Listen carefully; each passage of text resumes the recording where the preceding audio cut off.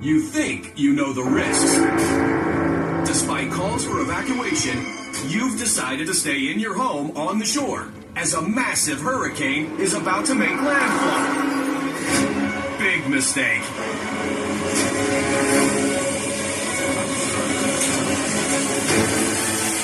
Sundown, and water levels continue to rise.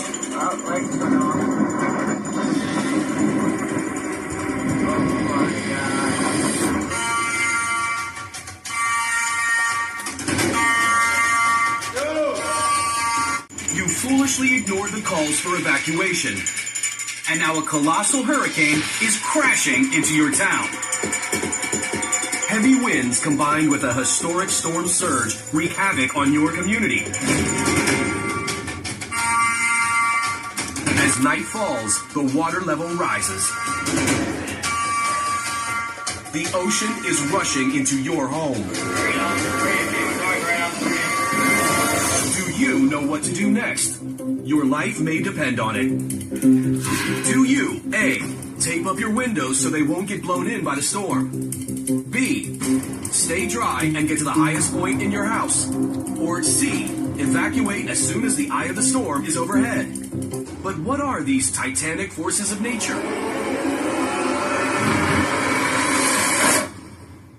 Hurricanes depend on very warm and very humid air that sits over top of warm ocean water. So they develop in tropical regions, the Atlantic, in the Caribbean, the Gulf of Mexico, and also in the Eastern Pacific. A hurricane is actually the product of energy within the ocean and the atmosphere.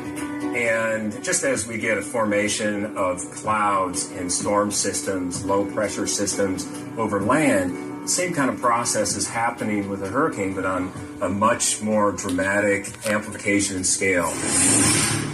Hurricanes are classified from 1 to 5, the strongest being Category 5.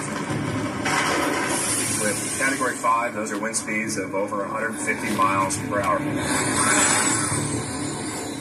Names like Katrina, Irene, and Andrew might not scare you, but they should. These are the names of some of the most devastating natural disasters ever to hit the U.S. The most at-risk cities are the ones that sit really low, right along the coast, and that allows the storm surge to build up and creates a very, very high storm surge threat. Even those living inland experience their fury. Hurricanes can knock out power and wipe out homes, bridges, and roads. Oh, man. In their path, a trail of devastation and, sadly, even death. Though no prediction is perfect, the science of hurricane forecasting is improving. This means people can be warned, sometimes up to a few days ahead of the approaching danger. If you're asked to evacuate, you should do so immediately because it really is a life or death decision that you're having to make. Hurricanes are notorious for flooding low areas. If you're near the coast and you're exposed to wave action, definitely get away. The force of a wave is nothing that you want to mess with. The hurricane warning goes up 36 hours prior to the onset of tropical storm force winds. Evacuations really depend on the area. So some areas we have very, very long lead times because maybe there's only one road in and one road out. In other areas, you might only have to go a block inland because of changes in the land. Most of the deaths in hurricanes are due to drowning. You definitely don't want to be in a flood zone. You evacuate, get out of there. If you're in a low-lying area, for sure. Unfortunately, it's too late for you. Water surges into your home. What will you do? If you want to make the smart choice, you better pick B. Get to the safest high point in your house. If you're going to stay in your home, you want to move to higher ground and stay there. That's the safest place to be. There's just too many hazards involved with sticking out a hurricane. It's also a badge of honor to tell their kids, hey, I rode out the big one. Hang on to your butt. Wait a second. The time for bravado, that's something you can't put on your gravestone, okay? It's like, seek shelter, get out of there. You don't want to mess with hurricanes.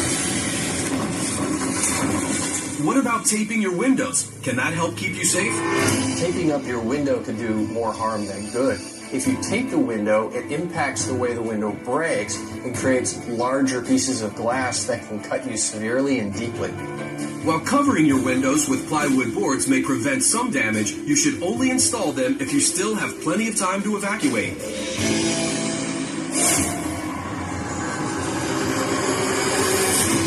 So here we are, we made it into the eye of Hurricane Isaac.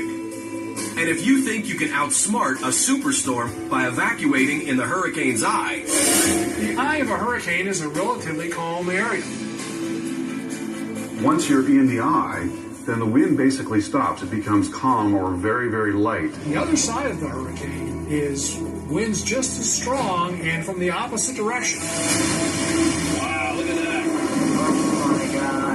when facing the unstoppable power of a hurricane, preparedness is key to your survival. It's not worth taking those chances. Make a plan early, have a kit, know where you're going in your community, and evacuate when necessary. But if you are caught in the storm, stay inside and get to the highest point in your home. Don't use tape on the windows since it can create larger, more dangerous glass shards. And don't leave your home in the eye of the storm. Stay calm, stay indoors, and with luck, you'll also stay safe.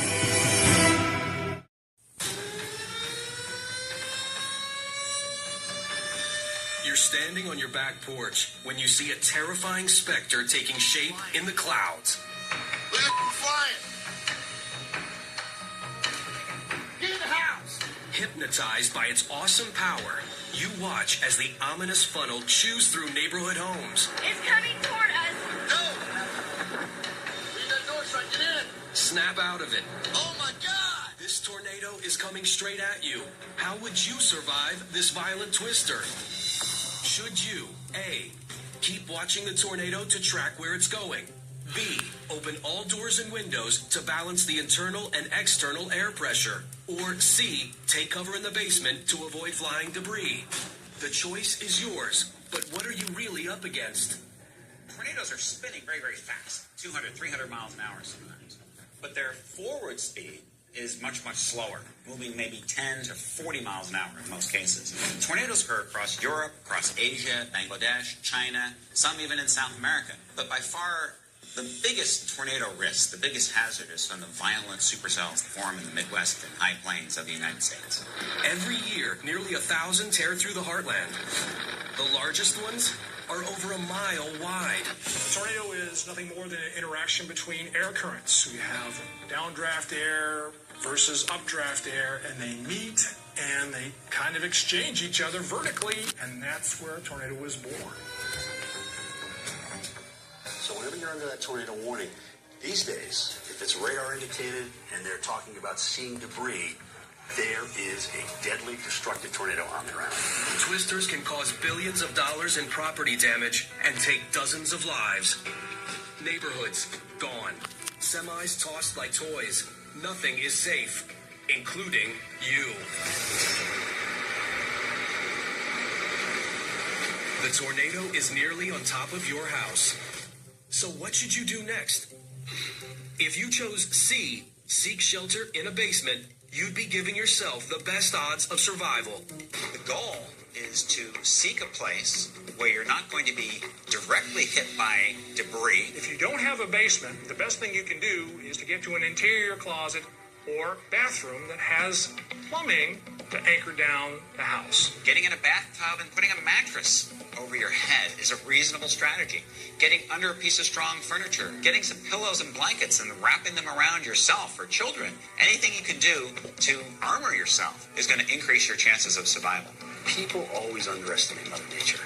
They think in some way, maybe if I'm looking at it long enough, I can control it. I can change the tornado from coming into my backyard. No, you can't. This Illinois resident is mesmerized by the spectacle and takes a terrible risk. He watches as winds rip through his home at over 170 miles an hour. Hammered by debris, he finally retreats to the basement. Frank, we're okay. He survives, but he's injured. What happened, Chris? His home is destroyed. Watching until that tornado comes doesn't help you at all. The safest thing to do is to get down to your shelter, to your basement, as quickly as you possibly can. And if you think you should open windows and doors when a tornado hits, think again. Many years ago, when people believed that the inside of tornadoes was like a vacuum, we were told to open windows on one side of the house or the other in order to somehow equalize the pressure so the house wouldn't explode. That's about the worst thing you can do. Well before you get to the radius of maximum wind, your windows are gone. You don't want to be in front of it when the window goes. It's not pretty. But what if you're not in your home? You're on the open road driving in your car. Let's go right here. Let's back up. A tornado crosses the highway in front of you. House just got destroyed.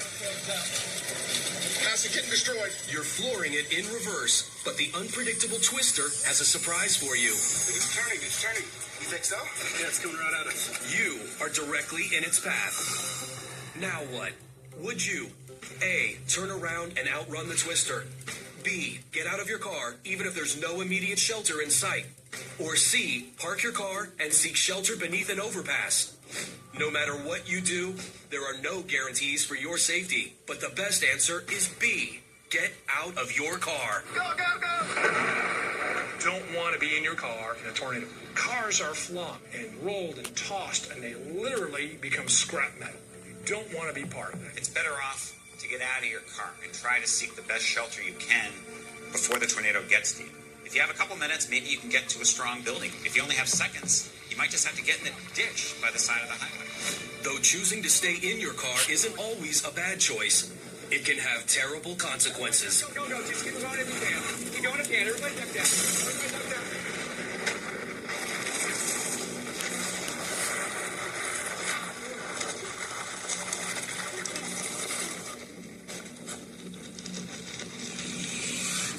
Can you outrun the twister?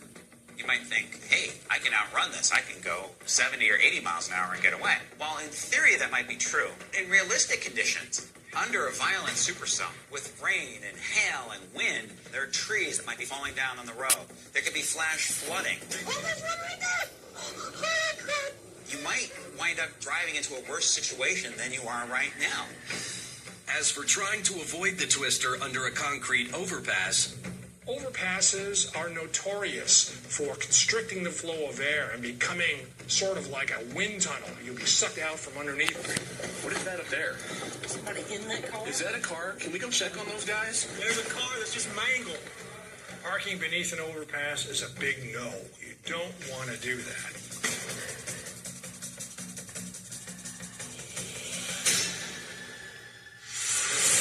Twisters remain one of the most devastating weather phenomena on the planet. If you're in the middle of a supercell thunderstorm, you should monitor the news and listen to local authorities. But if a tornado touches down, you need a plan. If you're in your car, get out and seek shelter immediately. Once inside, go to the basement. If there is no basement, find a small room like a closet or bathroom. Stay away from windows and doors. Do you really want to be out there when there's severe weather? I don't think so. Just monitor the situation. That's how people survive. Oh my God! Disaster. Oh my God. A flash flood of dark, fast-moving mud has just swept your car off the road. Now you're at the mercy of a raging river. And drifting without a paddle. If a flash flood swept you and your car away, what would your next move be? Would you A, stay inside your car and ride it out? B, leave your car immediately and make a run for it? Or C, climb through the window and onto the roof? The flash flood has you in its grip, but just how bad is your predicament really? Flooding causes more deaths in the United States than all the other severe weather hazards. Flooding is an exacerbated rainfall rate. A rainfall where the ground obviously could not take any more water that was coming from the sky. And that happens, obviously, it piles up. And then with any slight change in topography from zero, it's going to start flowing downhill. People are caught off guard because the water's coming up. Literally, you can watch the water come up in front of your eyes. Whoa, it's coming quick. The origination of that flood could be from many miles away. Hours later, all that water can move downstream right into where you're located. They seemingly come out of nowhere to catch you by surprise. I saw the flood for maybe a couple of seconds before I got swept off the highway. I think people feel like they can do almost anything when they're driving a vehicle. If they're not looking where they're going, you rear-end them? Oh my God. To carry a car away, you can start to move a vehicle in 12 inches of water. Once your vehicle gets tossed off the road, then it just becomes like a rock. It just rolls around. You're stranded, you're scared. I don't know what the hell is happening. It's just a huge torrent. And the waters keep coming. Wow. Holy crap. So what should you do if your car is trapped in a flash flood? Every flooding situation is different, and no one answer will be true in every case. But this time, your best option is A, stay inside your vehicle. A person does not have as much mass as a vehicle does, and therefore can be swept away much easier. For example, if you were to open up the doors to try to get out of that vehicle, the current could pull you through the vehicle and sweep you away. Plus, strapping yourself in will keep you from being thrashed around the cabin. Staying inside your vehicle, you're going to be protected by the elements. But if the water level is getting high enough that you have no option but to get to higher ground, and your only higher ground is the roof, that's your last resort.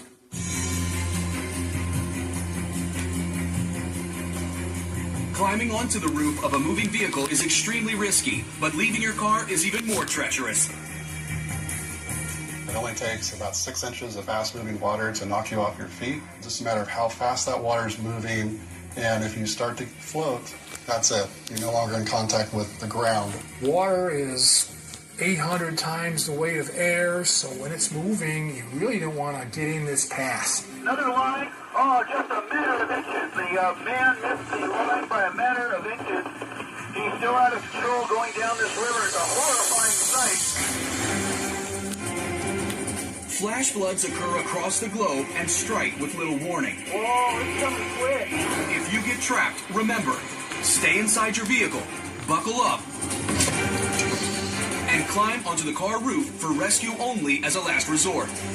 Of course, the best safety measure of all is to avoid driving near or across flooded roads altogether. There is a saying, turn around, don't drown. If you come up to a water crossing and you see it looks like maybe a couple of inches, don't do it. Don't play roulette with Mother Nature.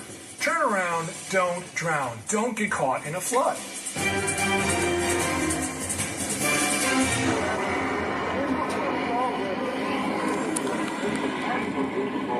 You're on the way home from a family camping trip. When you see Mother Nature's wrath is riding alongside. Oh my God, it's hot. It is so hot, I can't believe it. Oh my God, it's getting closer. It's a red-hot wildfire that extends for miles. Okay, man, stop. You're not gonna die. Stay calm. And when the out-of-control flames threaten to overtake your car... Oh my God, we're gonna be in an accident, okay? Oh my God, here it comes. Oh God, guys, hang on, get buckled in. Here it comes. What will you do now to survive this raging inferno? Should you, A, turn away from the flames and outrun the fire? B, pull over and turn on the air conditioning? Or C, drive into an area that's already been burned? Your predicament couldn't be more dire. So it helps to know what kind of trouble you've just driven into. Wildfire, brush fire, grass fire, people have different terms for them all over the country. Really, any fire that occurs outside in a natural setting, you can be referred to as a wildfire. Most fires are human caused, something on the order of 90% of all wildfire in the United States. Every year in the U.S., an average of 5 million acres burn up in wildfires, costing millions in damages and taking lives.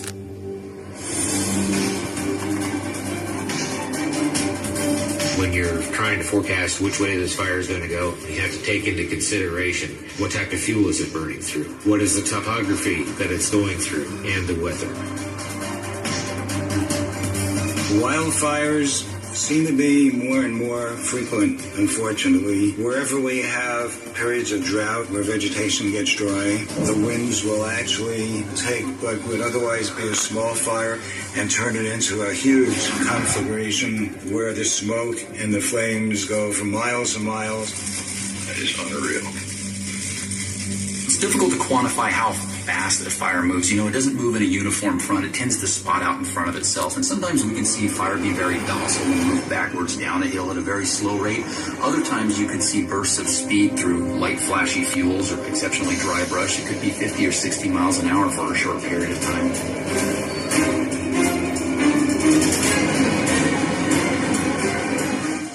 There you go, Dan.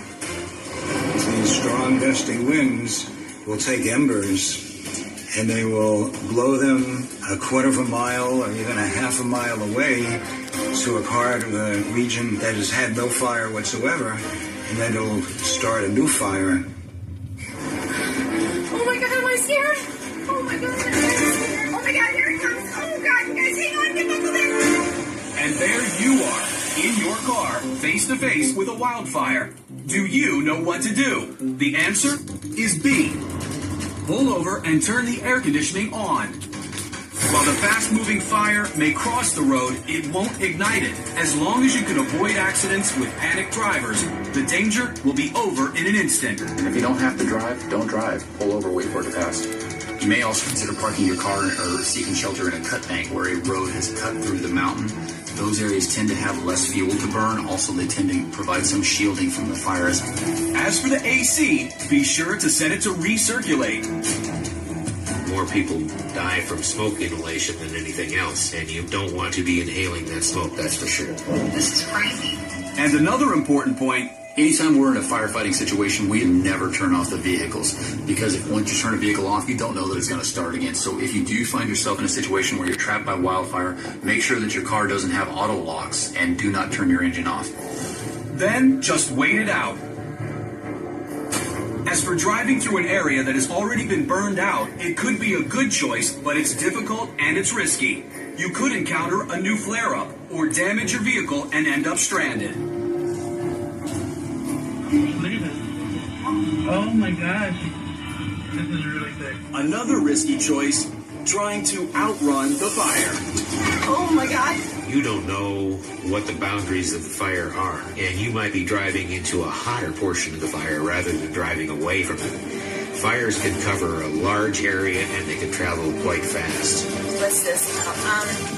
No, we cannot go through there. But Mike, we're gonna drop. Oh, geez, we can't go forward anymore. Oh, here's the fire. It's still coming this way. That's a drop. We couldn't go down. Winds in a wildfire can shift dramatically from time to time, and what's a safe location now can suddenly change. So you could find yourself safe at one moment and in severe danger in another. Hang on, here we go. Go, Stella, go, go, Stella, go. She did it. Oh, yay. This family got lucky. Their off-road adventure could have put them in real jeopardy. Logan, thank you. Thank you. Driving in a wildfire is scary enough, but what if you're in your home when a wildfire strikes? It's too late to heed evacuation orders. The fire has cut off all escape. What should be the first thing you do? Would you, A, use a hose to water down your roof and landscaping? B, turn your house lights on and your AC off? Or C, fill your tubs and sinks with water? Your first course of action? B, turn your lights on and your AC off. If you try to make that evacuation decision and you decide that you can't, or for some reason your escape path is cut off, it's time to seek refuge in your home. There's some things you can do to help yourself out. Make sure all your lights are on both inside and outside the house. It's also going to help firefighters to know that somebody may be inside a residence. And unlike your car, your home AC doesn't have the option to recirculate, so you want it off. Remember, air conditioners pull air from outside, and if there's smoke outside, you don't want that inside your house. Make sure all your windows are closed. More often than not, the house doesn't catch on fire, but rather embers find their way inside. Only once your lights are on and your AC is off should you think about your next course of action, filling your tubs and sinks with water. You may want to consider filling up your sink or your bathtub as an alternate water source. That'll give you the opportunity to use a bucket to go out and put out any spot fires or something like that. As for hosing down your roof and property, Remember that when you're using your local water supply, it takes away from the water supply in the system. And if an entire neighborhood has their garden hoses out watering down their roofs, that's going to take away pressure that's important for firefighters in our water supply. It's less common today to see a fire start in a roof. What we tend to see more often is fire makes its way in through an open window or it catches a curtain on fire that's hanging in a window. So really, your time is probably better spent making sure that you're prepared.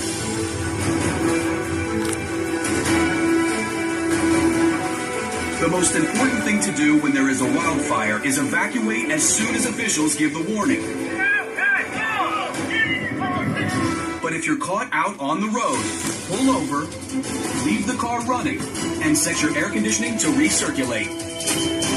If you're trapped in your home, turn all your lights on, turn your AC off, close all windows and doors, and fill your sinks and tubs with emergency water. Oh my God. Oh my God, am I scared? It may be hard to stay cool in the face of a wildfire, but in the heat of a crisis, it can save your life. Good luck and thank you. Thank you. Saved our family. That was a little too close to home. The sun is shining and the powder is pristine. You're skiing in the backcountry, feeling on top of the world, when suddenly, the snow below you breaks free. It's an avalanche. Now, what do? Would you, A, curl into a ball and roll with the falling snow? B, stay upright and steer yourself away from obstacles like trees and boulders? Or C, immediately ski to the side to get out of the avalanche? You have one choice and one chance to escape. But first, what is this snowy killer? An avalanche, in simple terms, is a slide of snow that actually lets go on a slope of a hill or mountain, either in a slab or different types of configurations. The power and the weight of avalanches as they move down a mountainside can literally take out trees and just put a tremendous scar through a region. We're talking about hundreds of acres of snow all at once descending down, and usually concentrating itself in a fairly small area. Large avalanches can reach speeds of 200 miles an hour. Caught in the wrong place, a human barely stands a chance. Over 150 people die every year in snowslides. Contrary to popular belief, avalanches aren't triggered by loud noises. The most common cause is the added weight of the victims themselves. People typically won't know unless they can actually feel or hear the collapse. There's sometimes a dropping of the snow they can actually feel. There's a sound to the snow that's called oomph. And that's exactly how it sounds. You hear the sound. You feel the snow below you slip. So what would you do to survive an avalanche? If your answer was C, skiing to the side to escape the snow, you might escape disaster. The object is, if you see one coming or if you find yourself in one, is to try to go 90 degrees to the fall line in either direction. The best skier is not going to outski an avalanche. You want to get to the side as quickly as possible to get out of it. Sweet! Some alternatives that people have to getting off to the side. If you can get to a tree that you can get your arms fully around, you just may be able to let most, if not all, of the snow pass around you. But what if, despite your best efforts, you're still swept away by the avalanche? You don't want to get into a ball because that's just going to turn you basically into a ball of snow and maybe just get you hurtling down hillside. But one of the things that you can do if you're really going for a ride is to try to keep your body oriented so you're in a semi-sitting position and you're basically using your arms kind of like a back stroke, so you're facing downhill, head up, and your feet are going to take the impact rather than your head. If you fail to escape, you'll be dragged to the bottom and buried in snow. Then what? If you were buried in an avalanche, what could you do now to stay alive? Should you, A, dig an air pocket from around your face? B, pee in the snow to help rescue dogs locate you? Or C, immediately call out so witnesses can find you? Though you may have heard some skiers recommend B, and you probably want to yell for help, the truth is, A is the best choice as the snow settles around you. If you're going to do any moving, it has to be done while the avalanche is moving. Once the avalanche stops, it sets up, and you're literally encased in ice. It just ends up swallowing you like wet concrete, and you're just kind of frozen in place almost. But if you have a free arm or something, then you want to concentrate on creating an airspace in front of your face. Picking an air pocket around your mouth is about the most important thing you can do if you have been caught, carried, and buried in a snow avalanche. And what that does is that allows exhaled air to dissipate out and away from your face. If it can't do that, you rebreathe your own air. And you actually have a carbon dioxide toxicity, which is the major cause of death. In fact, the air around you is so limited, you shouldn't waste it by calling out for help, unless you can hear rescuers nearby.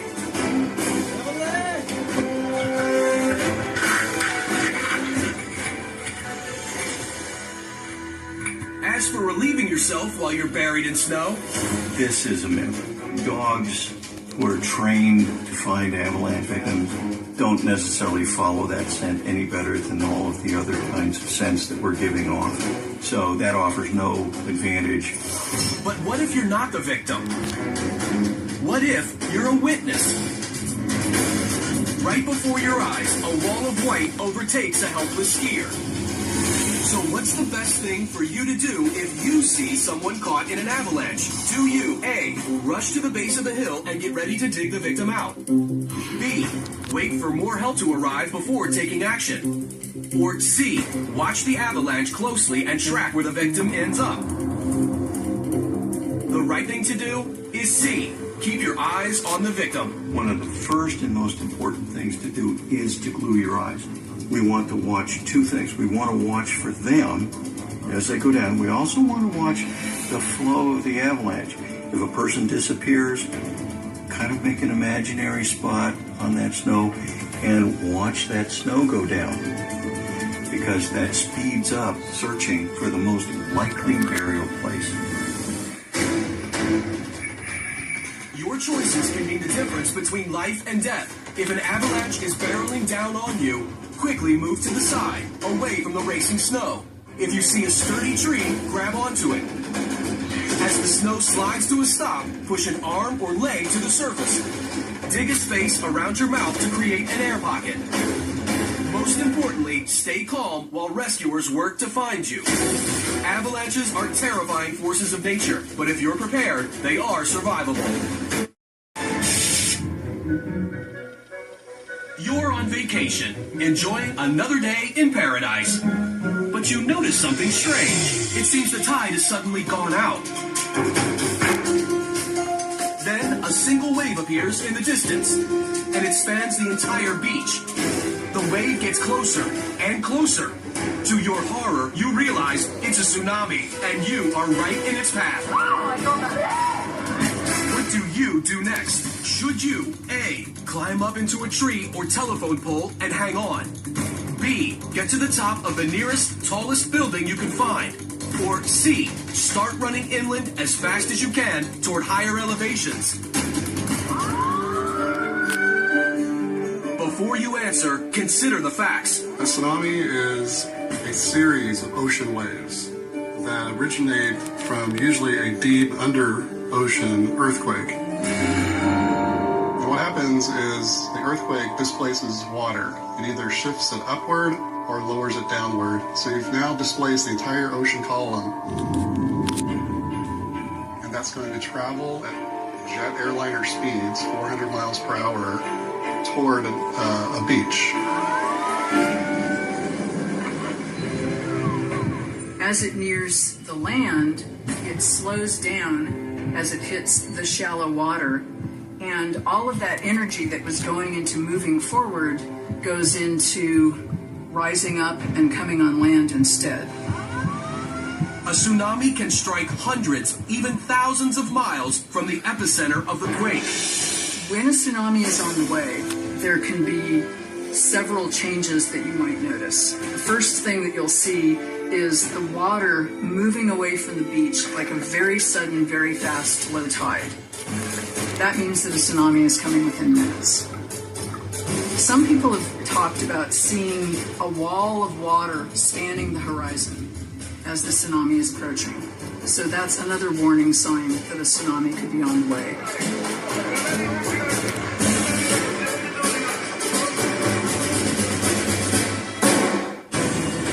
80% of all tsunamis occur around the Pacific Ocean's notorious Ring of Fire, a region famous for its volcanoes and earthquakes.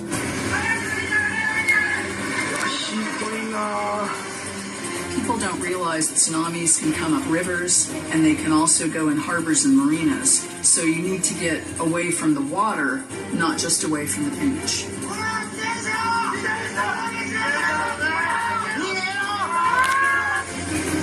Tsunamis cause terrible havoc and cost lives.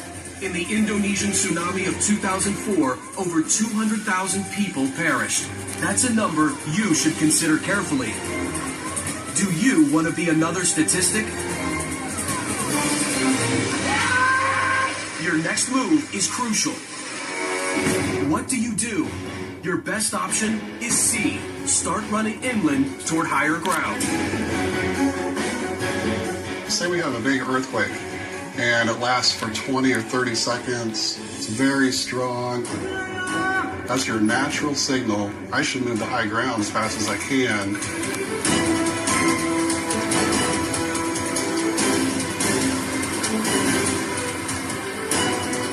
In large metropolitan areas, we should probably walk, because if you get in your car, you're going to be stranded with everybody else stuck in traffic. So you can walk maybe a matter of a few blocks to be safe, maybe 30, 50 feet above the sea.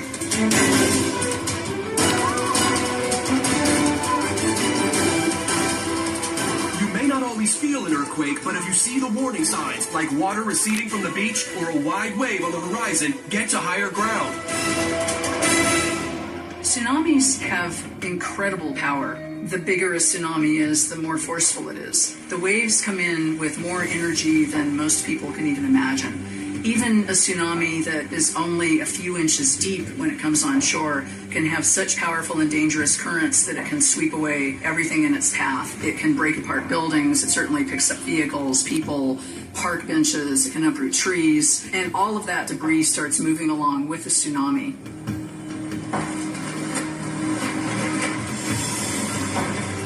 Most people don't die of drowning if they get caught in a tsunami. They're crushed by debris. In some cases, there isn't any higher ground to go to.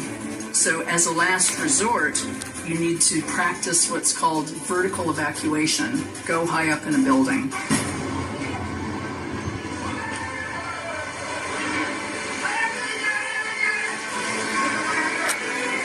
But buildings along the ocean front come with special risks. Tsunamis don't just flood around the outside of a building, they go inside the building also.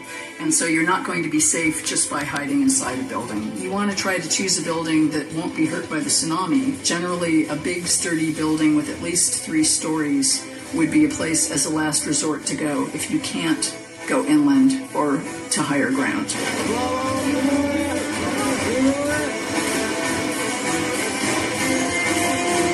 As for climbing a tree, it isn't the best choice, but in a pinch, it may be your only option. If you can't get away from the water and there's no building that you can get to a higher floor of, then your next best hope is to climb a tree or a telephone pole. It's not a great situation, but there are certainly stories of people who survive that way. Unfortunately, many people don't take the threat seriously and choose to watch the waves come in.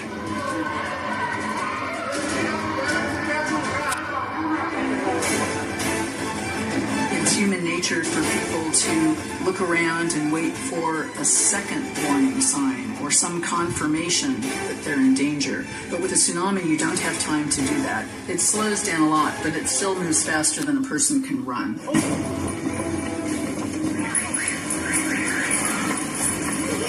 If you're near the ocean and you witness any of the natural tsunami warning signs, earthquake shaking or a wall of water coming in or the sound of a train in the ocean or the water suddenly receding like a really fast tide, you have only minutes to get away from the water, and you need to take those warning signs very seriously. A tsunami can take a terrible toll on a coastal community, so if you want the best chance of making it out alive, get to higher ground as soon as you hear a warning. As you move, alert others that a tsunami is on its way, and stay away from the coast until the all-clear signal has been broadcast. When you're dealing with the terrible force of an angry ocean, there are no guarantees, but if you know the warning signs and act fast, you can improve the odds that you'll survive. Guatemala, you're about to cross something big off your bucket list. A grueling uphill hike takes you near the top of an active volcano. You're right at the crater, Volcán Santiaguito, the most active volcano in the world. You edge close, entranced by the raw potential of this geological powerhouse. You survey the wasteland of fractured lava rocks around the crater. You can hear the static electricity. Static, you can hear it in my hands. But then, you should never have gotten this close. But now you have to make a choice. What do you do to survive this volcanic eruption? Would you, A, continue to run downhill away from the volcano? B, crouch down and take cover behind a boulder? Or C, race uphill toward higher ground on a neighboring peak? You think you know the answer? You might be in for a surprise. After all, volcanoes are all about surprises.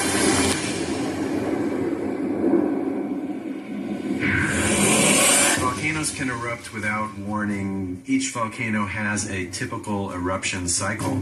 Pretty much any of the big volcanoes could erupt at any time, but there would be warnings of anywhere from days to months to years that would let people know.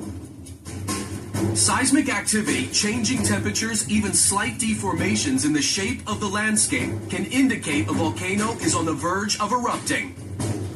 Volcano is a crack in the ground or an opening in the ground that molten rock can come out of, and gases and other materials, and it typically builds up a conical hill or mountain, which is an opening to what's going on beneath the surface.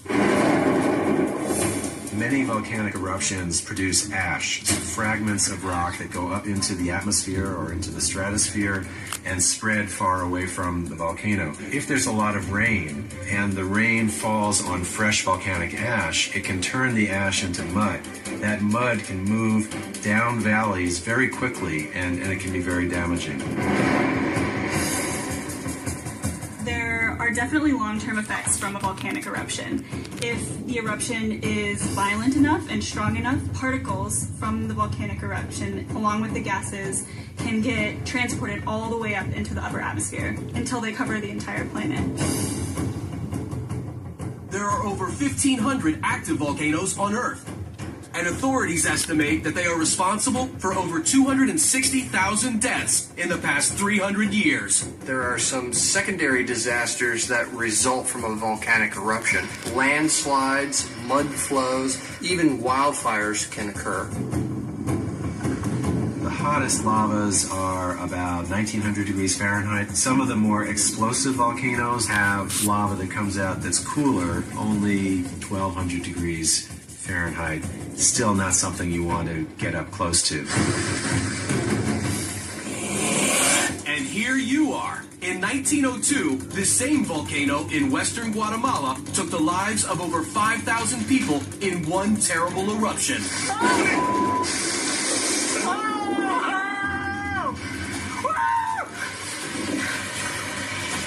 How would you survive this volcanic eruption? Let's face it, if this were a big eruption, you'd be history. But right now, your best bet is B. Crouch down and take cover behind something large and heavy. Tourists generally are able to get warnings about volcanic eruptions, and only ones who are bold or stupid are the ones who tend to get in trouble. The ongoing activity of this volcano should let you know to stay clear. If an eruption starts, crouching down and hiding. In some cases, you might be lucky if there is an explosion going on, sending rocks out, hot rocks, very quickly. If you hide behind a bigger rock, that might be enough to protect you.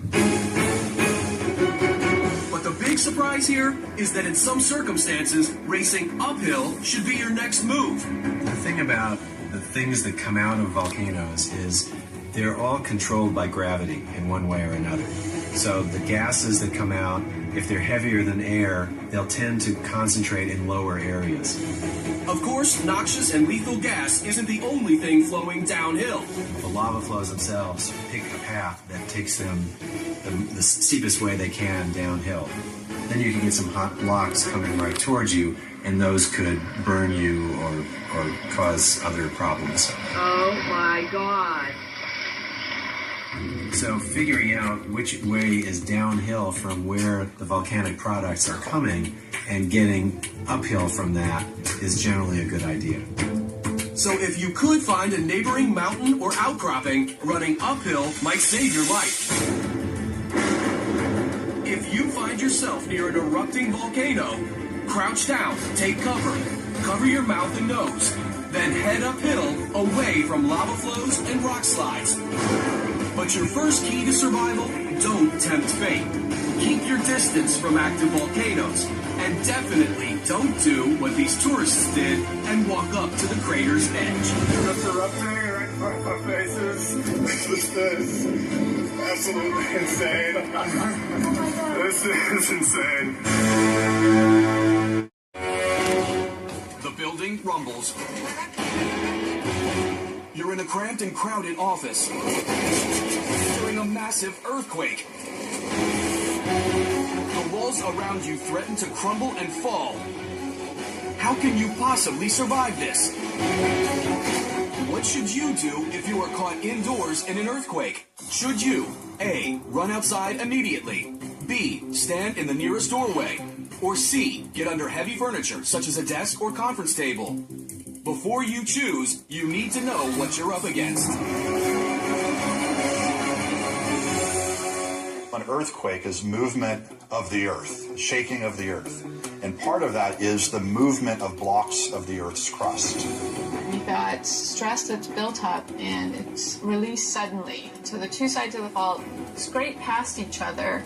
And as they're scraping past each other, these waves radiate away from that fault. And that's actually what you feel during an earthquake, is these seismic waves that have moved away from the earthquake itself. Scientists measure these waves with seismometers, giving us the familiar Richter scale, or the more modern moment magnitude scale.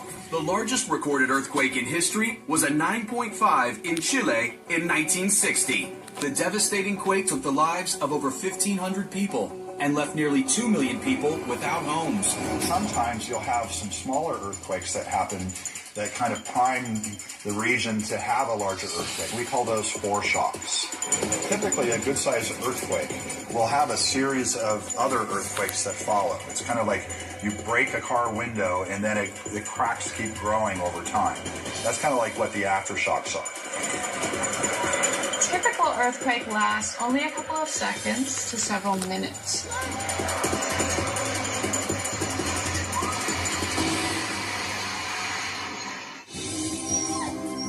One of the popular earthquake myths is that animals can detect earthquakes. There are different waves that go out during an earthquake, and the first waves that go out are called P waves or primary waves. Your dog or your cat who's laying on the floor feels that P wave and will react to it, and so you think they knew the earthquake was coming when in fact they were just sensing that first wave to arrive.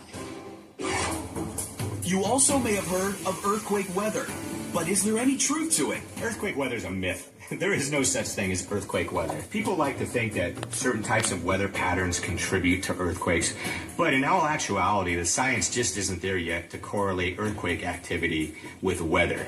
Earthquakes usually start miles deep within the earth, and weather only reaches about 3 feet.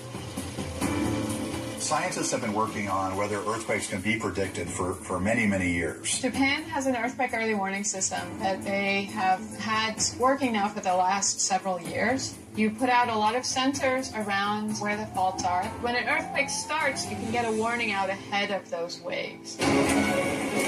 Unfortunately, you didn't get any warning at all. You're in the middle of a colossal quake. So what do you do? The answer? C. Dive under a table or desk and hold on. So if you're inside and you start to feel the earth shake, get under a table, get under a desk. If there isn't something like that for you to get under, put your hand over your neck and head to protect you from that. Immediately stop, drop to the ground, cover your head. If you can get under something heavy like a desk, that will help protect your head. Most people are injured by the things falling on them. Bookshelves, TVs, heavy potted plants. Get away from windows because those could break and you don't want to have the glass falling onto you. You can actually get a lot of cuts on your feet from broken glass. What about trying to make a run for it? Biggest mistake people make when an earthquake hits is they tend to get up and they run out of a building, and that's a very dangerous thing to do. Most injuries in earthquake are from people trying to run, so broken bones, bruises, cuts. Occasionally somebody will strike their head, and a head injury can be very severe. As for standing in a doorway, for many years the conventional wisdom was that getting into a doorway was a safe place. But it turns out that in modern construction, anything in the 20th century and beyond, that it really isn't that much more of a strong place. It also doesn't protect you from things that might be falling. In addition, a doorway has other hazards. Oftentimes, while the earth is moving, the door may slam several times, causing injury. There's no way of knowing where you'll be when a quake starts. So what if you're not inside when it hits? The ground heaves. Car alarms go off. You're caught outside during a major earthquake. Now what? Do you A. Get to the middle of a wide open space like a field or plaza? B. Crouch down next to a nearby vehicle? Or C. Run for shelter in a building? In this case, finding a wide open space is your safest refuge. A is the correct answer. If you're inside, stay inside. If you're outside, stay outside. Don't run into a building, certainly. Under most circumstances, when you're out of doors, you want to stop, drop to the ground, cover your head, and hold on. You shouldn't run anywhere. It is good, though, to look around you and look for an open space that you could move to in a couple of steps. You want to move away from the building, at least a good 20 feet or so. Trees can fall over, light posts, power lines might come down. The real danger is that the outside of the building might be crumbling off. But maybe you think earthquakes don't happen where you live. Maybe you should think again. Earthquakes can and do occur essentially anywhere in the U.S., and these generally are releasing stress that's built up over many, many thousands of years, so that's what's then causing the earthquakes to occur. Washington, D.C., August 23rd, 2011. The Washington Monument is an icon known around the world, but after standing proud for more than 120 years, this landmark is about to get rattled. A jolting 5.8 earthquake shakes the 555-foot-tall monument, terrifying tourists and cracking the facade. Repairs would take nearly 3 years and cost $15 million. If it can happen here, it can happen anywhere. As with all natural disasters, planning ahead and knowing what to do can mean the difference between life and death. So the easiest way you can protect yourself during an earthquake is to have bolted your tall bookshelves or tall pieces of furniture that could potentially fall over. One of the best things you can do to prepare for any emergency is to have an emergency kit. We like you to have up to 2 weeks of water and 2 weeks of non-perishable food items, flashlights, something to cook with, and know your community's plan for an earthquake. When the ground shakes, follow these tips. If indoors, stay indoors. Get underneath a sturdy desk or table. Stay away from windows and don't stand in a doorway. If outside, stay outside. Move away from buildings, power lines, or anything that might fall on you. And stay calm and don't run. Panic is your enemy.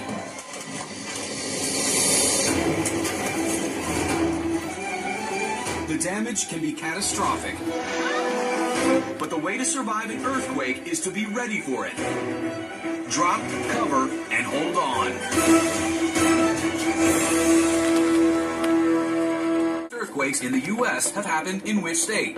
When it comes to earthquakes, Alaska is king. The most powerful was a 9.2, centered about 75 miles southeast of Anchorage. The only quake on the list outside of Alaska occurred along the west coast between Northern California and Vancouver in the year 1700.